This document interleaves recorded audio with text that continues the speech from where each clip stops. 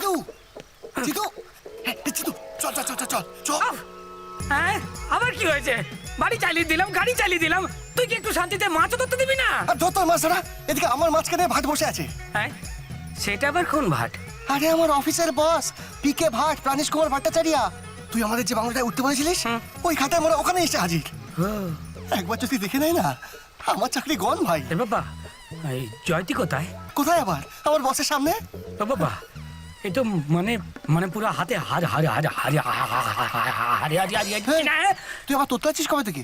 আরে ওই তোর কি মেলা করছিস?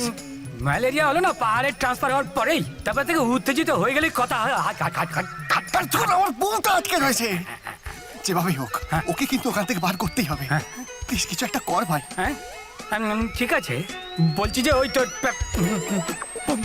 প্ল্যানটা বল। চল।